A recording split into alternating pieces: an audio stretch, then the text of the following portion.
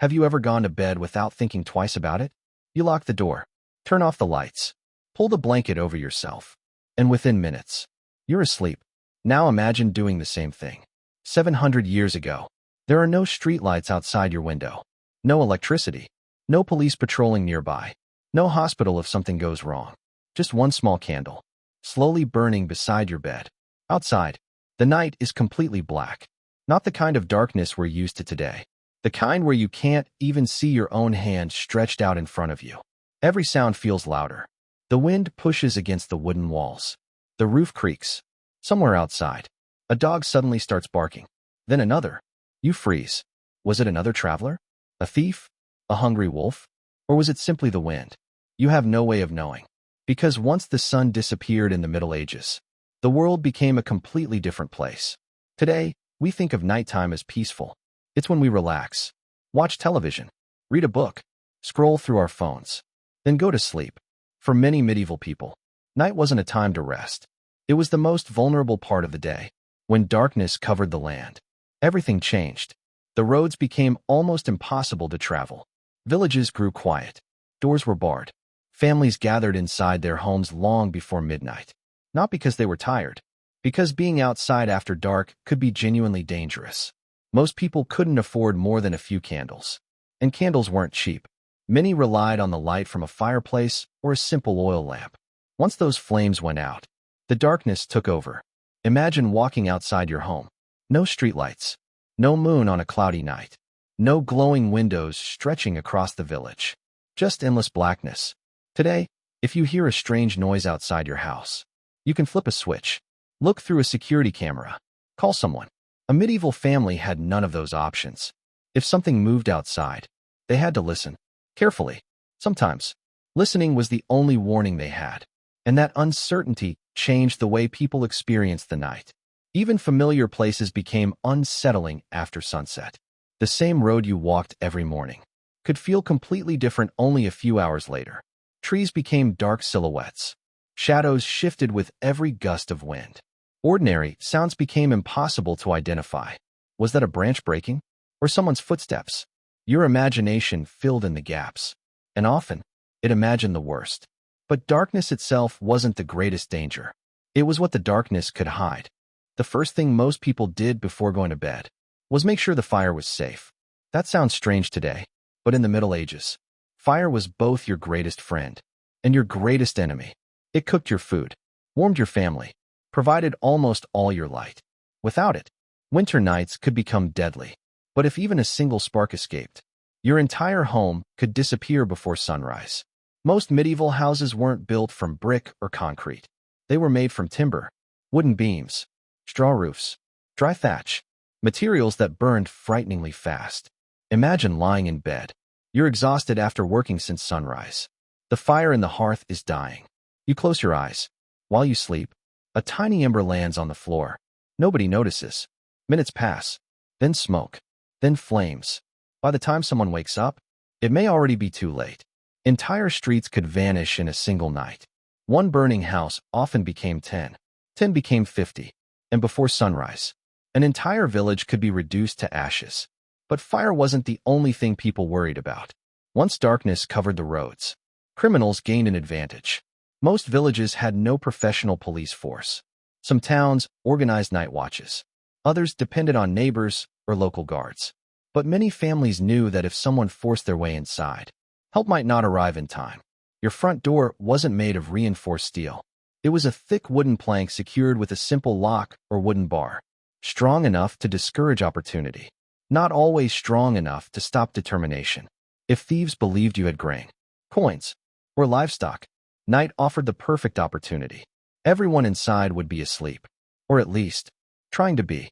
Even if no one entered your home, there were sounds that could keep you awake.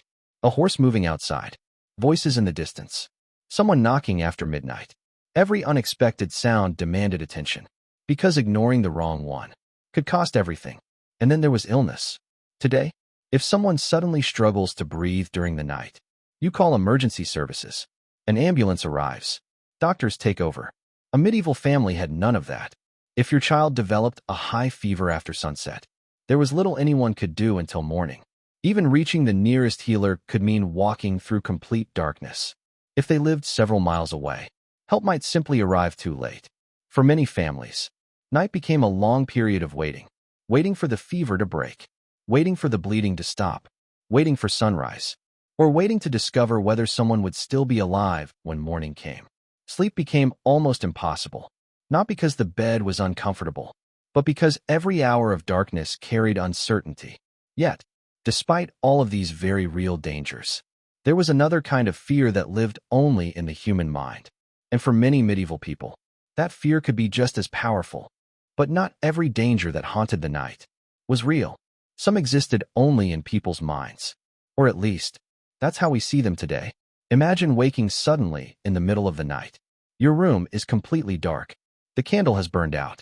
Your body refuses to move. You try to scream. Nothing happens. You feel a crushing weight on your chest. Something, or someone, seems to be standing beside your bed. Today, many people recognize this as sleep paralysis. But a medieval villager had no scientific explanation. To them, this wasn't a medical condition. It was something supernatural. Across medieval Europe, stories spread about demons that visited sleeping people. Some believed evil spirits entered homes after midnight. Others feared witches wandering beneath the cover of darkness. Nightmares weren't simply bad dreams. Many believed they were attacks, messages, warnings, or punishments. Religion shaped nearly every part of medieval life, and the night became closely tied to the unseen world. Churches often warned people to pray before sleeping, not only for peace, but for protection. Parents taught children prayers before bed. Travelers crossed themselves before lying down. Many people kept religious symbols close while they slept, not because they expected to see monsters every night, but because they believed the darkness belonged to forces they couldn't understand.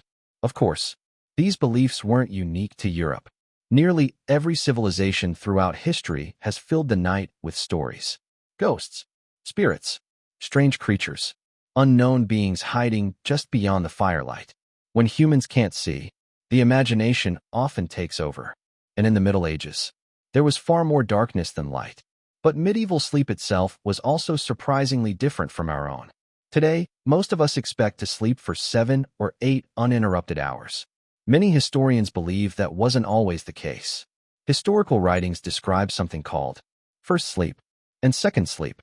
People would fall asleep a few hours after sunset, wake naturally around midnight, remain awake for an hour or two, then return to bed until sunrise. During that quiet period, some prayed, some talked with family, some tended the fire, others simply sat in silence. It's important to remember that historians still debate how common this pattern really was. It may not have happened everywhere, or to everyone, but the records suggest that for many communities, waking in the middle of the night wasn't unusual. In fact, it was expected. Imagine sitting inside a silent wooden house, while everyone else sleeps.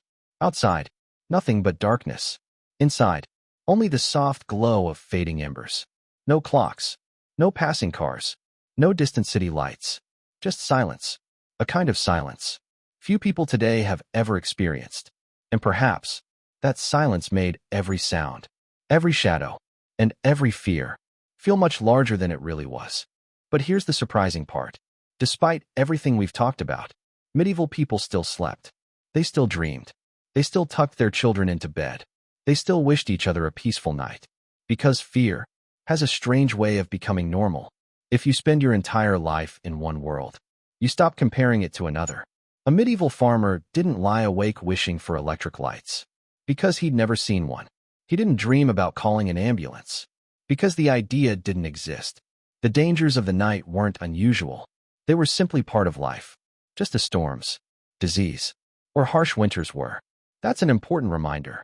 We often imagine people from the past as being constantly terrified, but they weren't. They adapted, just like we do. They learned which sounds were normal, which paths were safe, when to stay indoors, when to trust their neighbors, and how to prepare for another night. In many ways, their courage wasn't found on battlefields. It was found in ordinary evenings, blowing out the candle, checking the fire one last time, pulling a rough wool blanket over their children, then closing their eyes, without knowing what the darkness might bring. Today, our nights are different.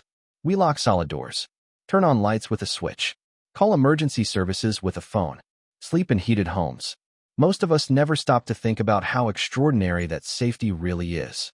For millions of medieval people, those comforts were unimaginable. Every sunrise meant they had survived another night. And perhaps that's the biggest difference between their world and ours. We see nighttime as the end of the day. They often saw it as another challenge to endure. So, were medieval people really afraid to sleep? Not exactly. They were afraid of everything that could happen while they were asleep. The darkness, the fire, the thieves, the illness, the unknown. Sleep itself wasn't the enemy. Helplessness was. And maybe that's why this story still feels familiar today. Because although our homes are brighter, our doors are stronger, and our world is safer, every night, we still do exactly what they did. We close our eyes, trust that morning will come, and hope that nothing happens before it does. The next time you switch off your bedside lamp, take one moment to imagine a medieval family doing the same thing. Except instead of flipping a switch, they watched the last candle slowly burn away until the room disappeared into complete darkness. Then, they waited for the sun to return.